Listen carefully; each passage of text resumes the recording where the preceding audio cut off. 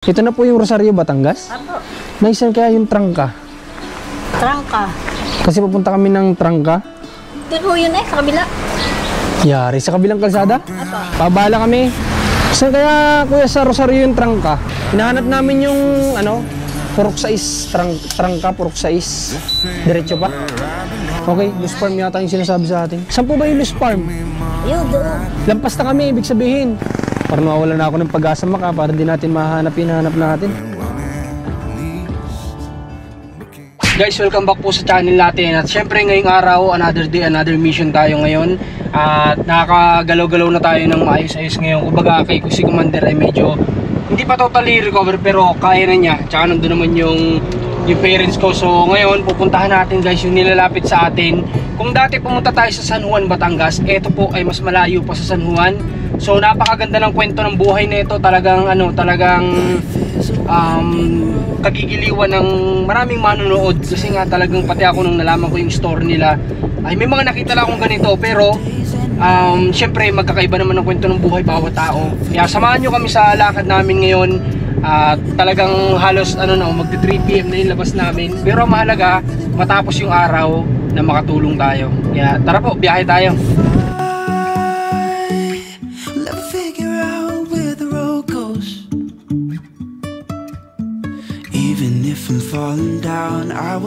Guys, ito lang yung problema natin. Sobrang traffic pa rin pala hanggang sa ngayon. Saktong-sakto naman na naka 4 wheels tayo. Nadaanan na namin to ni Mac nung nakaraan pumunta tayo ng Batangas. Pero hindi ko akalain na until now po ay ganito kalala yung traffic. So itong area na to, ayan o, Tulayan. Ito yung sinasabi ko, napapasukin din natin yan. Pupuntahan natin yan kasi nakita ko din na medyo yung mga bahay dito. So yan, papupuntahan natin. Basta schedule natin yan. Unahin lang natin tong grabe.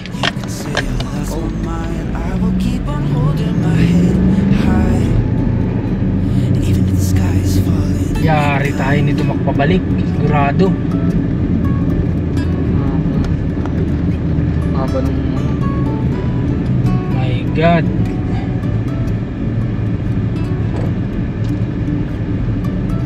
Sobrang haba nito guys kasi nung nakaraan buti nakamotor kami ni Ma kaya sumisingit-singit kami para makauwi ka agad kami. Pero ngayon 4 wheels yung dala natin. So mali yata yung decision natin para mag 4 wheels ngayong araw. Bahala na pabalik. Basta mahalaga mapuntahan natin yung schedule natin ngayon o yung destination na kailangan natin puntahan. Guys, finally 18 minutes na lang yung kailangan nating biyahin matapos yung halos oras na din natin ng pagbibiyahe. At ito, yun na lang yung 17 minutes na lang. Mararating na natin ng Rosario, Batangas. Rosario pala guys yung pupuntahan natin sa Trangka. So sinusubukan namin i-search po sa map. Wala kasing lumalabas sa Trangka, pero pag sinerch ko na lang Rosario, Batangas para nang sa ganun doon na natin ipagtanong kung saan yung Trangka na lugar. Wala kaming kasiguraduhan kung saan ba itong Trangka na ito, basta ito yung sinabi sa amin at ito yung hahanapin namin. Malapit na tayo guys sa Rosario, Batangas at medyo nagkakaroon ako ng doubt kasi wala tayong kasiguraduhan, kaya bababa tayo para makapagtanong-tanong tayo para nang sa ganun ay sigurado tayo sa pupuntahan natin. Tara, baba tayo. Tanong tayo. Dito muna tayo magtanong sa Kuya, pabala kami. Saan kaya kuya sa Rosario yung Trangka? Trangka lang. Sa unahan ko yan. Malayo pa ba yun?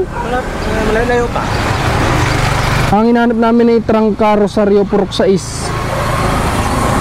Purok 6 hindi ko alam no. Pero yung Trangka saan? Doon. Unahan pa?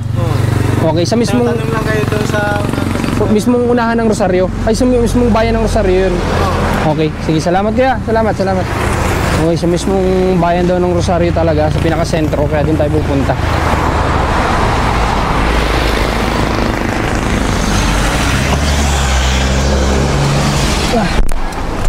Mahanap din natin yan guys.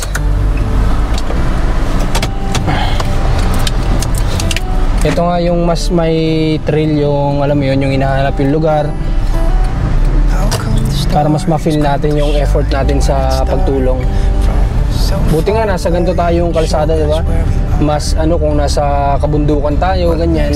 Na ngayon, maswerte pa din tayo kasi nasa patag tong nilalapit sa atin. Guys, finally, dito na tayo sa Rosario, Batangas. Hindi ko akalain na layo na nang nararating natin. Pero ayun, susubukan natin bumaba ulit at magtatanong tayo dito kay nanay na nagluluto kung saan yung trangka na hinahanap natin. Tara, baba tayo. Kasi ito na yung pinakang sentro nila.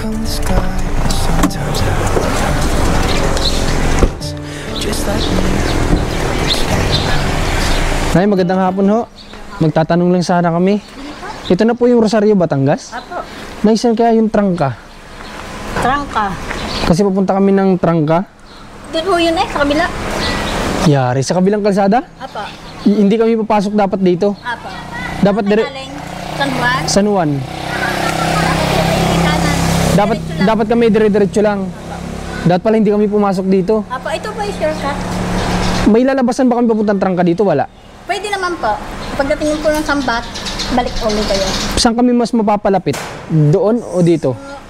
Kung babalik kami? Parang mas malapit dito. Dito? Apo, hindi ko masyadong sure pero diyan po ang trangka. Okay, paglabas namin dito, highway yun? Apo. Tapos pabalik kami ng ganon? Apo, kakanan po.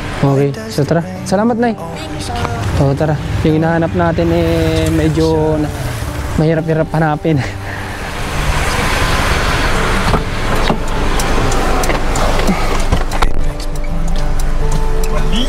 Mali. Mali yung pinasok natin, guys, kasi yun nga ang mahirap kasi hindi lumalabas sa mapa natin yung trangka. Walang lumalabas na ganon, kaya ang hinahanap ko na lang ay Rosario. So sabi ni nanay ay dapat yung pinasukan namin kanina, dapat hindi daw kami pumasok, dire-diretso lang dapat. So dito na tayo dadaan, makalabas tayo ng highway, babalik tayo doon. Could it be to make the ground shine like gold until winter comes, until winter comes, until winter comes? So, tara baba tayo. Dito na tayo ngayon sa trangka at nahanap na namin yung trangka ng pintuan. So magtatanong lang kami kung saan yung Purok 6 kasi mahirap naman na didiretso na naman tayo sa kalsada na yan, mukhang malayo-layo na yan, tapos hindi natin alam kung saan yung pupuntahan natin. Kaya mas mainam na itanong natin yung barangay o Purok 6, okay? Tara, tanong tayo.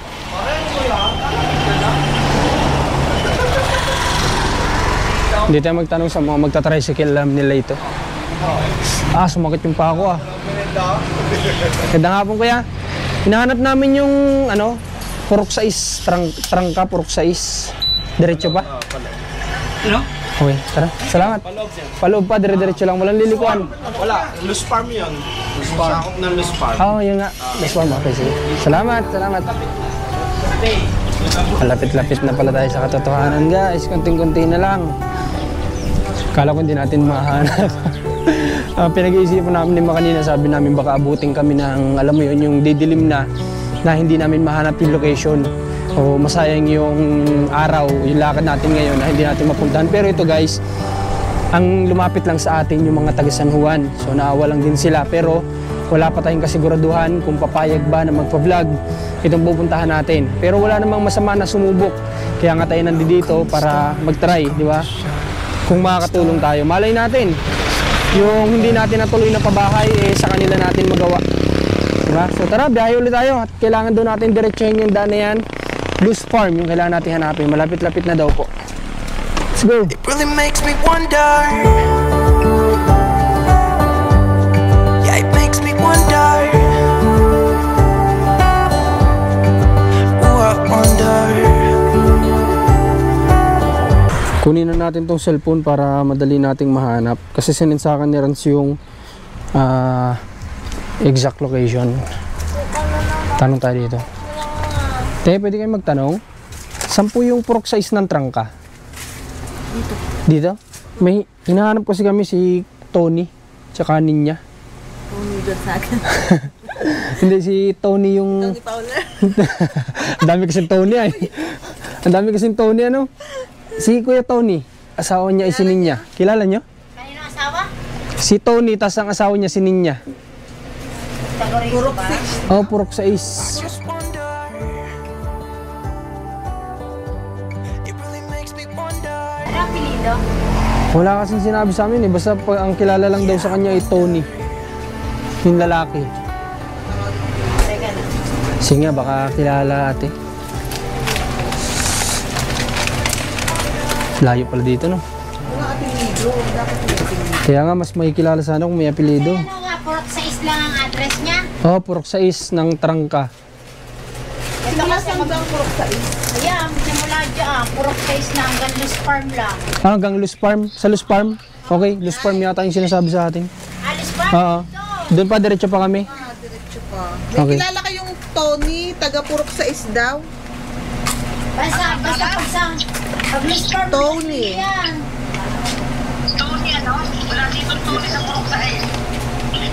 Sa may ano daw, wait lang po niya. Basta doon ka na lang magtanong sa bago mo dumating na Luz Farm. Doon na lang kayo magtatanong. Oo, yan Okay. ang malapit na eh. Sige, sige, salamat. Sige, salamat ate ha. Thank you, thank you. Tara. Nalayo nang narating natin, sana mahanap natin. Para naman, parang nawawala na ako ng pag-asa maka, para di natin mahanap yung hinahanap natin.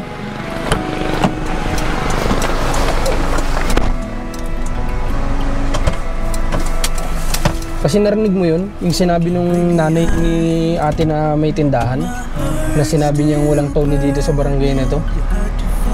So pag sabi ng ganun nung narinig ko, parang nawalan ako ng pag-asa na mahanap natin yung hinahanap natin ngayong araw. Pero tutuloy pa rin tayo para baka sakali na lang din tayo. Malay natin, totoo naman yung sinasabi ng mga taga San Juan na may ganun dito na sitwasyon.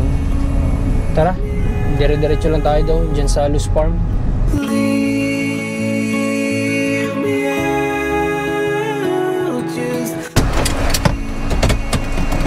Medyo gilid-gilid.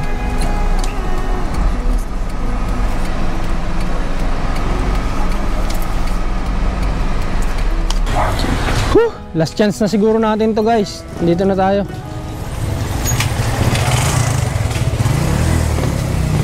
Nay! Medyo may edad na kasi si nanay. Nay! May tatanong lang kami. May kilala ba kayong Tony dito sa Purok 6? Purok City to. City na po ba ito? Saan po ba yung Luz Farm? Yun, doon. Lampas na kami, ibig sabihin. Oo. May kilala kayong Tony dito, nanay? Tony. Oo, ang asawa niya ay si Ninya. Ay, wala ka malala. Walang kilalang Tony dito. Parang nawawala na ako ng pag-asa. Hindi na yata natin mahanap. May hinahanap kasi kami na si Kuya Tony. Wala, hindi ka malala yung si Tony. Hindi nyo kilala. Ano ang apelido? Hindi nga po namin alam na yung apelido. Yung ano lang, yung pangalan niya lang. Asawa? Si Ninya. Oo, Nay. Ay, ito Purok City na ito. Ang Purok 6 yun. Lampas na kami. Oo, Ibig sabihin. Diba? So, Kita niyo yung gate. may gate na saan? Dito, Luz dito. Farm. Luz Farm. Okay. Oo. Yan, Purok City yan. Purok 6. Purok 6 na pala. Paglampas ng dito, ibig sabihin Purok 7 na. Oo. Okay. Hindi ko kilala yung Purok. Si nanay kaya, baka sakali may kilala. Ay, yung paano ma'am? Hindi naman yan. Hindi niya rin alam. Okay. Sige, Nay. Salamat, Nay, ha? God bless. Purok 6. Sige, Nay. Salamat, ho. Maraming salamat. Okay. Wala rin kilala dito. So, ibig sabihin kung yun talagang nandito, kahit na Purok 7 karatig purok lang to, kilala siya. So, last na talaga. Tara.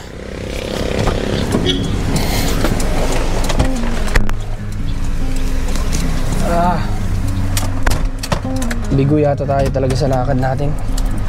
Pero imposible naman na hindi magsabi ng o lukuhin tayo ng mga tao dun sa San Juan. Talagang mayroon talaga yan. Marahil hindi lang unfamiliar lang sila sa barangay siguro.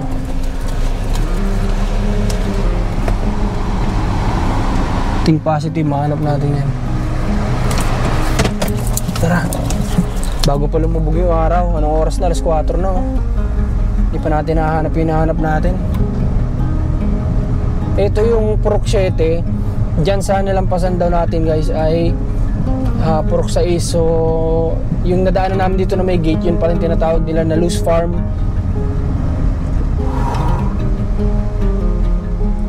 Bakit dito pa nagparada si kuya? Kasya ba tayo? Kumadaan, hindi pa yung magpaparada. Dire-diretso ba siya? O mabagal lang talaga yung takbo niya? Padaanin mo muna kami kuya, maubos yung oras namin.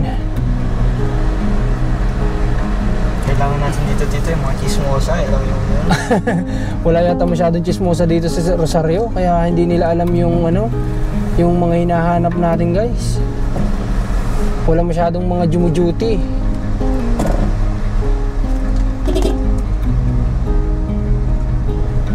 Luz Farm, nasaan ka na? Ito, TV. So gate. Tanong ulit tayo dito guys. Tanong lang ng tanong, ganito talaga kapag ka may hinahanap. Luz Farm. Okay, Luz Farm.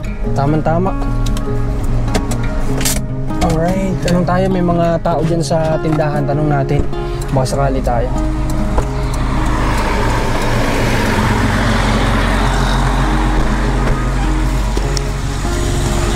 Tanong natin, baka malay natin kilala nila dito. Nay, magandang araw ho. Ito po ba yung pork size? May nahanap kasi kami yung si Kuya Tony. Tony, ano po pangalan? Apelido? Hindi namin sure yung apelido Tony, pero ang asawa niya, Ninya yata. Oo. Ano ka? Maliit lang daw yung tahanan, maliit lang yung bahay nila na parang kubo-kubo lang talaga. Tapos may anak sila na buntis pa nga yata yung babae ngayon eh. Baka dayo dito. Hindi. Ano ka pong hinanap nyo? Salaw o pinagsipaan? Ano po yun? Lugar? Barangay. Barangay? Kasi parang ang sinasabi niya ay sa Salaw. Yung, ha? Ang hinahanap nyo po ay Ang sinabi kasi sa amin sa Trangka, Purok 6. Purok 6. Ano po kasi, pagpasok nyo po kasi din eh, tatlong barangay pa. May Salaw pa. Ari po yung pinagsibaan. Okay. Baka yung sinasabi nyo po ay sa Salaw. Baka yung sinasabi niya, yung sinasabi ka pong buntis na babae, eh may counting diferensya. Opo. Ay, di sa Salaw nga. Salaw po yun. Doon pa po yun. Malayo pa. Mas malayo pa po din eh. Kung paparni po kayo, diretso. Kanan. Kanan po, may nakalagay na barangay Salaw. Malayo pa talaga. Opo. Hindi naman po malayo. Hindi. Kunti na lang, kaya lang medyo... Yung kanila, ay di medyo pa... Huwag kayong didiretso pa pag ganyan. Kakanan. May unang likuan ng kanan. Pinakaunang likuan ng May kanan. nakalagay yung barangay Salaw. Salaw. Po, pagdating niyo po dyan, dikat may malaking tindahan. Hindi ko po kayo doon, tapos makikita niyo yung bagong gawang Barangay Hall. na ginagawang Barangay Hall. May Jumongs po, may Jumongs. Doon po kayo liliko. Kapag liliko kami ng right, may nakalagay naman na paskil. Barangay Salaw. Okay, sige. Puntahan natin, nandito na din naman tayo. Tapos pagdating niyo ng outpost doon sa Salaw, kakanan ulit kayo, di ba? Kakanan ulit. Doon ang Purok 6 eh. May makikita po kayo naman doon, kulay green. Kulay May green nakalagay na outpost. Barangay Kakanan outpost. ulit. Parang maliit lang siya na medyo mataas. Up and down. Na up and Na down. maliit. Na parang Okay, hagdan, okay, may okay. hagdan. May nakalagay Kakanan doon. kami. Oo, may nakalagay outpost ng doon Barangay outpost, Tanod. Tapos may tindahan. Okay, doon kami kakanan ulit. Sige, salamat ng marami. So yun yung hindi natin na tanong, na hindi nila nasabi pala na dito pala ay may tatlong barangay. So hindi lang ito. So kaya pala hindi dito pamilyar o hindi nila kilala kasi hindi talaga dito yung hinahanap natin. So doon pa pala, malayo-layo pa. Ano pa natin? Tara, puntahan na po natin.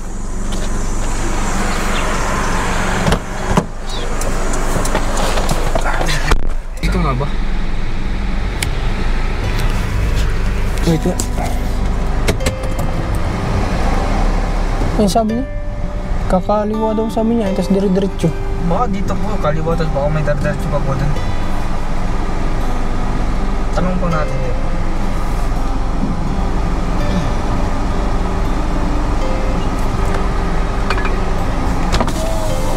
One way yan? One way? One way ito? Ha? Hindi. Bawal pumasok dyan? Pag ganyan kami ay. Diyan ba yung may dinadaanan na sapa? Diyan ba yung may dinadaanan na sapa? Oo, pag dire-diretso. Diyan, dito yan. Papaldi mo muna.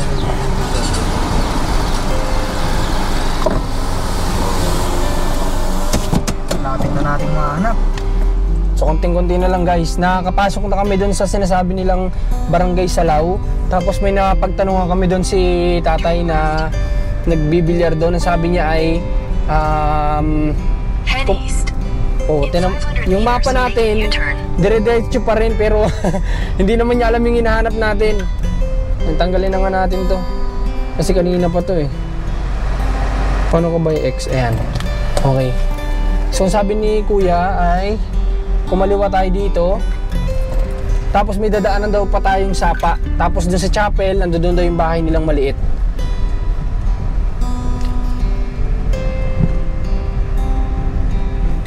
Napakaliit ng kalsada guys, halos one way lang.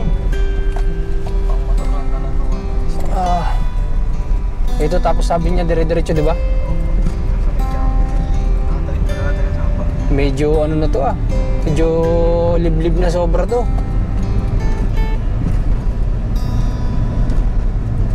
Guys, napakalayo pala. Pero okay lang, mahalaga naman marating natin. Mahalaga ay maging success yung mission natin ngayong araw. Yun lang naman ang importante doon. Di bali yung layo, okay lang yun. Halos 2 hours na yata kami nagbabiyahe, di ko sure. Ba't dire-diretso pa rin yung mapa kahit pinatay ko na?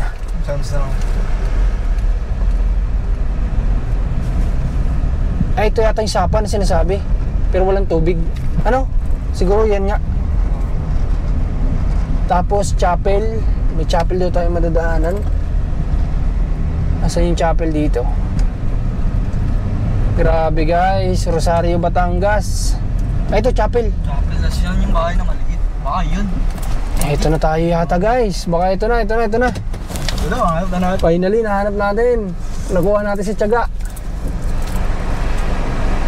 Okay, parada tayo na maayos. Tapos tara, baba na tayo.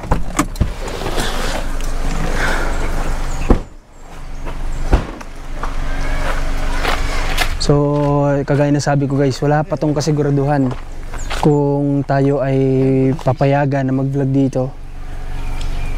So, baka yun yung bahay nila. Tara, magtanong tayo. Kuya, magandang hapon. Hinahanap namin si Kuya Tony. Saan ang bahay niya? Tony. Ang pangalan ng asawa niya si Ninya? Ayun na, kuya. Yung kabila na yun? Arin ko yung bahay na rin, nausap na yun. May tao dyan ngayon? Sabay ka na yun.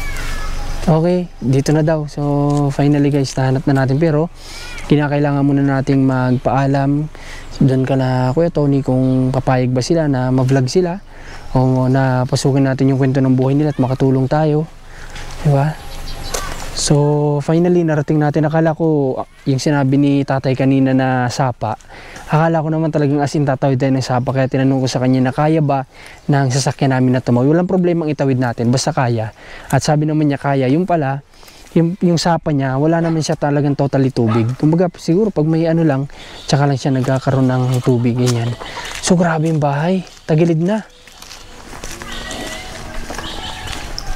Grabe guys. Tatanong muna natin, so cut ko muna tong camera. Pero ito yung bahay nila, oh. Pakita mo yung bahay. Yan. Tapos na kami mag-vlog doon. At grabe, sobrang solid talaga ng kwento na to. Nakakatakot pag-usapan. At alam mo yun, na sobrang sensitibo talaga kasi may involved dito na masabi kong kailangan na authority talaga ang mag-solve ng problem na to. Hindi, kumbaga, pwede tayong maging daan, pero yun nga lang, nakikita ko sa pamilya nila na kumbaga nawawalan sila ng lakas ng loob para ipaglaban kung ano yung karapatan nila, kasi nga alam nilang kulang sila sa buhay. So kaabang-abang to guys, sobrang ganda ng kwento ng buhay na to. Abangan nyo to. Sana panoorin nyo, suportahan natin. At para na sa ganon guys, ay kahit na kumbaga hindi natin panghimasukan kung ano man yung nangyari na yon, o bahala na kung ano ang pwede natin gawin. Mahalaga matulungan natin sila sa buhay nila, na mapaayos yung bahay nila, tapos matulungan yung mga bata sa pag-aaral nila kasi sobrang hirap na hirap sila na mapag-aral yung mga bata. Lalo na wala na siyang asawa na gumagabay sa kanya o nakakasama. Basta kwento ko lang kasi yung binibigyan ko lang kayo ng konting idea dito sa kwento ng buhay na binuntahan natin ngayong araw. Nagpapasalamat ako kasi narating natin to ng safe at nakalabas tayo ng safe at tinuro sa atin ni God yung daan patungo kung saan tayo talaga pupunta ngayong araw. Hindi tayo nabigo at natyaga natin sa pagtatanong. Ganun lang naman talaga. So maraming salamat. At ngayon pabalik na kami. Dapat ipag-vlog ko pa si Commander ngayon pero medyo alanganin yata yung oras. Kita-kits tayo dito sa vlog na ito pag na-upload ko. Abangan ninyo. Maraming salamat po sa kasama natin na si Mac. Maraming salamat. Supportan nyo Rans TV, Commander ni Marcos. Supportan nyo yung Team Marcos. God bless po sa inyo lahat. At shoutout kay Ninang Adelina. Salamat po sa kabutihan ninyo sa amin. God bless po. Narip po ako. Narip ka? Kaya po nagalit po ang tatay.